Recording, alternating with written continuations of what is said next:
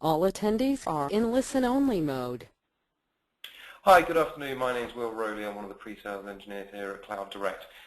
Thanks for joining us today. I'm just going to give us another couple of minutes just to get a few more on the webinar, and then we'll kick off. So thank you for your patience.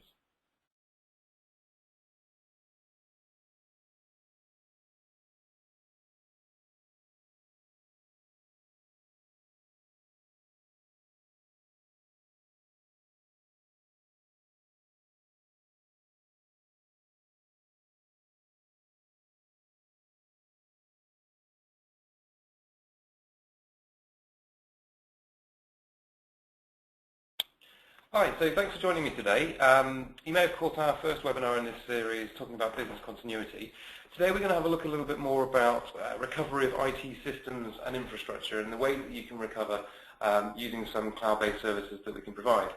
So if we start off by looking at the difference between backup and disaster recovery or business continuity. So backup is your data backup for your usual files, folders, databases are for your high frequency but low impact events, relatively.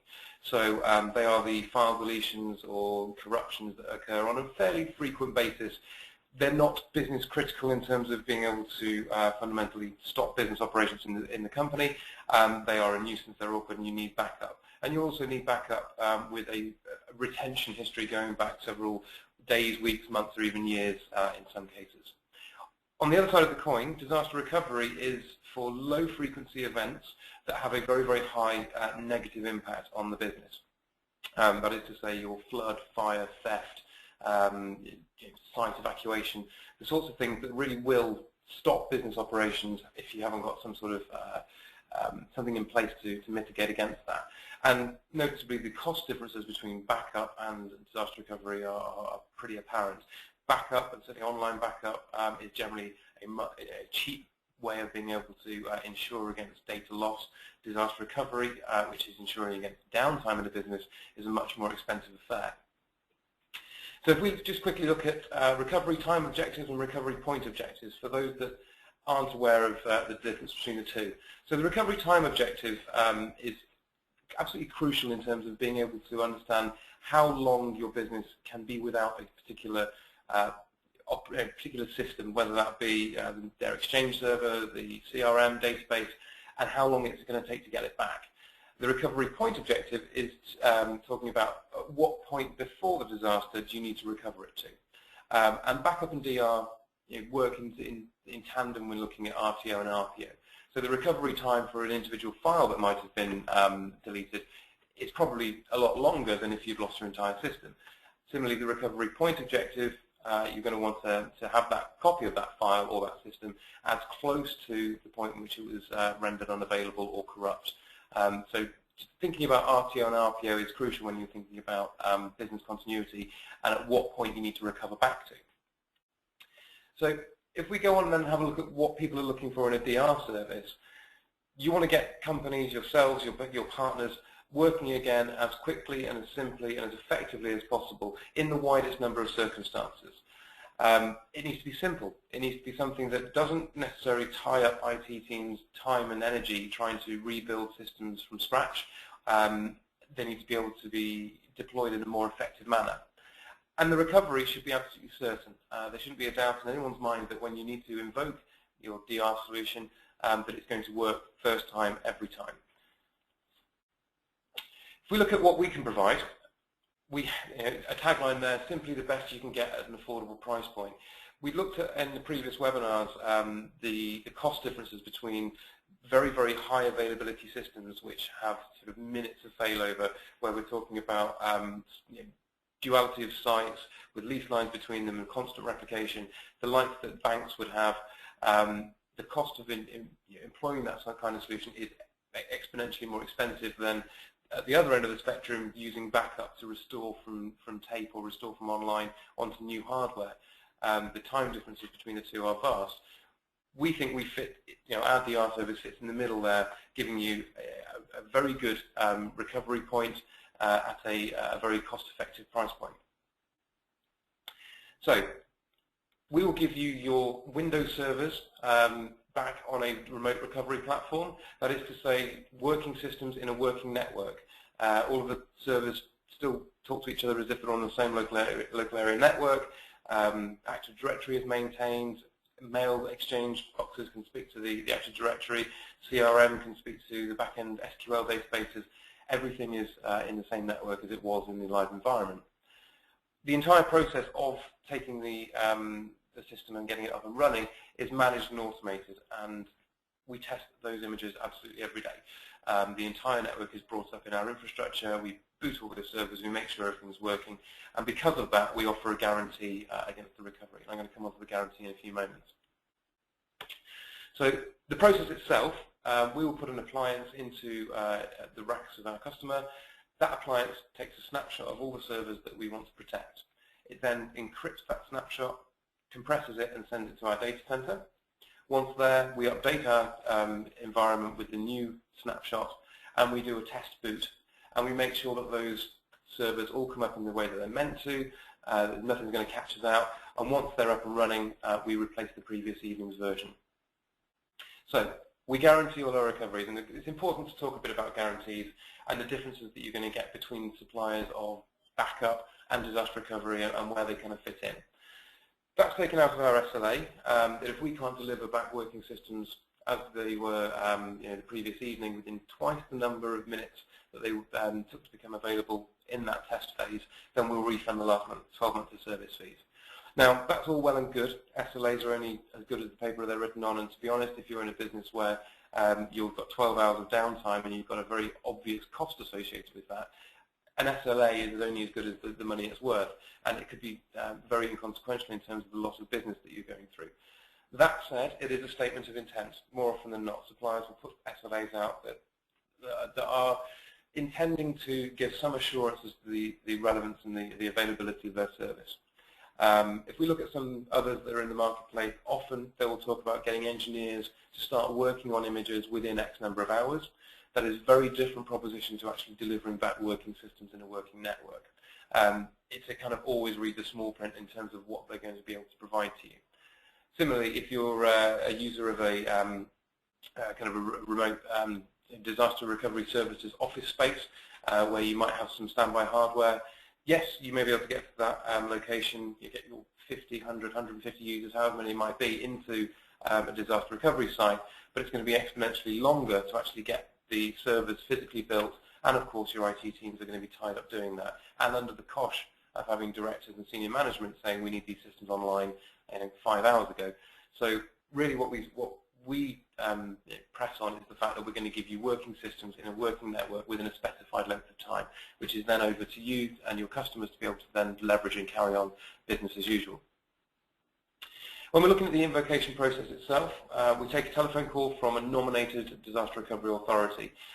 There should be several within the business. As much as disasters happen, we don't want a single point of failure with who can actually turn the systems on and authorize them. The rescue images are then booted in our environment, and they effectively are immediately available within that SLA period of time. At this point, there's no dependence on any engineers, either yourselves as IT partners or your IT staff in the business haven't got to build these servers. They're not under any pressure to actually get the systems operational.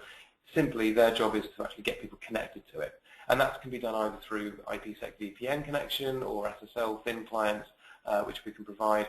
Many people take a terminal service or a remote desktop gateway and put that into the environment as well, because that's the easiest way to get your users on there. And at this point, your users can be anywhere. They could go to a recovery center as long as they've got internet connectivity. They can use the platform. They could be sent home. They could be shipped off to remote sites so they can just carry on working. So as long as you can get an internet connection, you can get to your systems as they were the previous evening. So just to run through that again, complete confidence. We don't set up anybody on the platform without having gone through an invocation on their own systems, seeing it working on their platform. So we're not selling a promise in that effect. It's not here's what we can do. You'll see this as part of the setup. We test by arrangement. So if you've got auditing requirements, or you go through a yearly business continuity test, that can all be done ahead of time. There's a 30-day no obligation trial. That is regardless whether you sign up before or after. During that 30 days, you will see the service working on your systems. And as we said, it's managed, automated, and complete. One other mention there, which slightly falls outside of the bracket of disaster recovery and continuity, but is an extremely handy byproduct, is that we can bring these servers up, and they're your systems by arrangement. So if you're running a major patch or a major application upgrade, you can do this in a sandbox environment on our platform without actually jeopardizing any live production environments. And people do that fairly regularly, and it's a nominal fee to be able to do that. And finally, just emphasizing that the recovery is guaranteed, a solid SLA behind it. So that's a bit about the DR solution, and as we mentioned, that takes a nightly snapshot. Use 10 p.m. there, it's sometime overnight, depending on what's most applicable for the business that we're dealing with. And that is a nightly snapshot of your entire server estate, or those servers that you're going to want in disaster. So if your server went down, your environment died at 4 p.m. the following day, when we bring that environment up, all of it, the data, the databases, everything, the email exchange, everything is as it was 10 p.m. the previous evening. So just thinking back to the recovery point objective, the recovery point can be up to 24 hours. The recovery time is almost instantaneous in real-world terms. We just have to flip a switch and boot those images. Where we put this in alongside our backup solution is that we can run the backups up to every 15 minutes. So the backup agents and the software is running on those same systems. So if they go down at 4 o'clock in the afternoon, the chances are that we've got a backup from about 3:45. So at this point, we can invoke the platform with the DR solution on, and then we can start rolling forward the data from within 15 minutes of the disaster. Now, at this point, you are going to sacrifice some recovery time, because yes, we can get the platform operational within X length of time, which is great. But really, if the usefulness is being able to have the data as it was 15 minutes prior to the disaster, then there is going to be a restore operation that goes on. That said, it's an incremental restore. It's only going to bring back the changes. It's going to be over 10 gig interconnects between two data centers, so it's going to be very fast. But obviously, there is some legwork there to be done. But it's a cost versus risk versus time to recovery algorithm that you're going to have to think about what's best and most applicable for you as a business. So, just a little bit about us and Cloud Direct, and some of the other applications we're going to talk about in future webinars. We do vend a whole range of cloud-hosted services, whether that be email, file sharing, collaboration, hosted desktop. All they have their own part in business continuity and provide greater resilience than on-premise solutions. Similarly, instant messaging, telephony, IP telephony. Again, we'll have another webinar later on that's talking exclusively about how some of these solutions are playing very well with business continuity. And today we've touched on some of the disaster recovery and backup solutions. We underpin all of this. We vend connectivity as well, specializing in resilient business broadband lease lines, EFM, even 3G failover. So that obviously connectivity is king. These hosted solutions are great, but if you've lost your broadband connection, you still need to be able to get online. Our service, we're 24/7, 365 UK-based support desk. We measure ourselves very strictly using a system called Net Promoter. I'm not going to go into details here, but there is lots on our website to talk about it, and it's a very well-known recognition. And we have a plethora of awards and things we work to in terms of our service delivery. And finally, security. There's a lot of apprehension about cloud, especially from the more conservative sectors. So security is obviously king. We're taking, we have your faith that you're giving us your systems, your entire business networks in some case, and to be able to provide that availability, we also need to provide security assurances. So we're ISO 27001 audited, and we service manage with ISO 20000. So just a bit about us as Cloud Direct. So hopefully that explains a little bit about the business continuity solutions that we can vend, and certainly from being able to look after business systems, we can have a chat and see what's most applicable in your own circumstances. If you've got any questions now, please do use the questions box in GoToWebinar, and I'll do my utmost to answer them. If you've got any questions that you want to address with our sales team, then please do get in touch with us on the addresses on the screen. So sales@clouddirect.net, or our phone number, and one of our consultants will happily have a talk about your particular requirements. I'm going to leave the call open for a few minutes. If you'd like to jot down some questions, I'd love to be able to answer them. Thank you very much.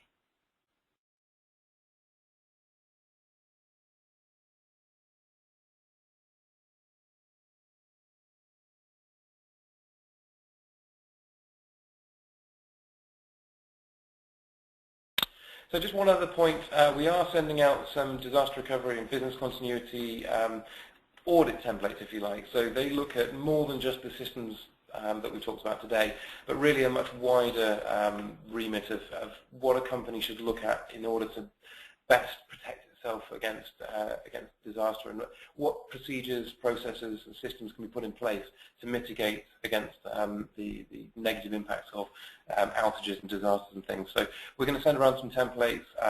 We've been through this ourselves. I'd say that touching on the ISO 27001 piece, we've had to do our own business continuity planning. It can be very laborious. You will find there are things that you've probably not considered or even thought about, and just going through and having one of these templates, you may just be alerted to some of the fragility that might exist in the company. So we'll send some of those out. If you need any assistance with filling it out or you want some advice, again, please get in touch. Our consultants will happily have a chat with you.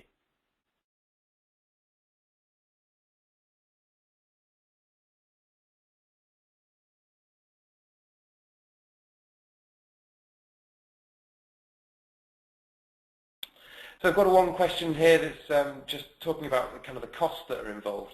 So thinking about the particular DR solution that I've talked about here, the hosted failover for the server estate, really when we're looking at costs, we want to know the amount of CPU and RAM resource and disk usage across the servers that we're going to be protecting.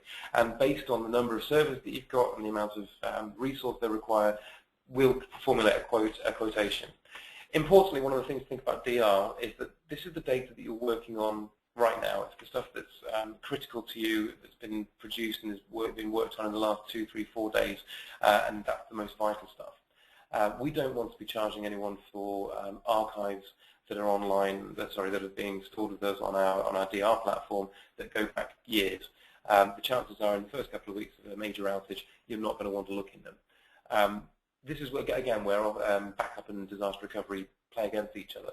So the DR will protect all the most frequent data, the stuff that's most relevant right now. By all means, use a backup solution to make sure that you've got copies of your archive stored off-site. The data that's going back years is safe somewhere, but it's not the place to be putting it into a business continuity or disaster recovery solution.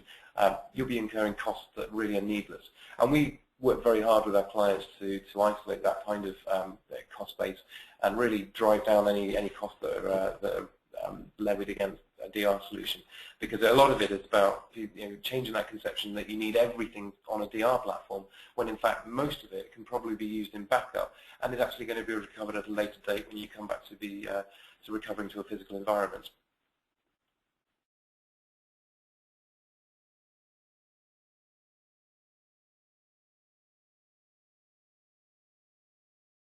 So just a question about actually what happens when you want to recover to a physical environment. One of the biggest benefits about a solution that can give you this failover and can release pressure on your IT teams is that you're then put in charge of a disaster rather than being subject to it. So you're not having to rebuild physical environments in the aftermath of your rack being washed out by the fire service. You need to be in a position where you can actually project manage that recovery. You might look to your insurers and see what options you can get from there, whether buying new kit is going to be the most effective thing to do.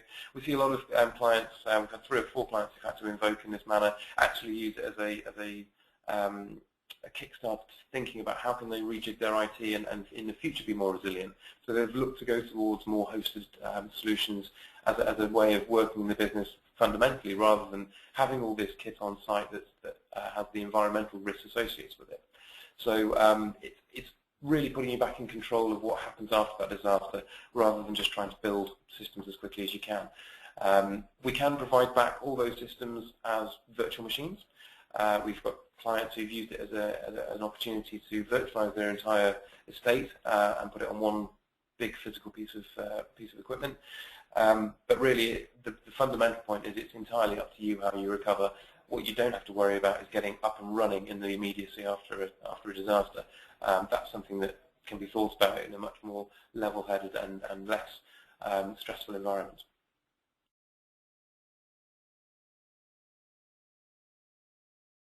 So are there any other questions? If there are, please use the questions box. I'll leave the call open for, say, another couple of minutes and just see if anything else comes in. Yeah, look forward to hearing some of them.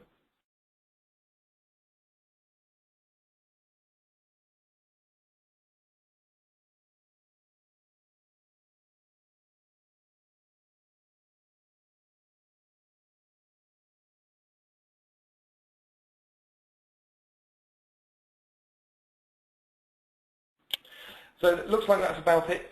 No other questions coming in at the moment. If you do have anything that you want to talk about, then please do get in touch with us on those email addresses and numbers there. We're going to be running some more webinars, just looking at some of our voice solutions as well as our connectivity. Might just be one more question coming in. I'm just going to hang on just for a moment.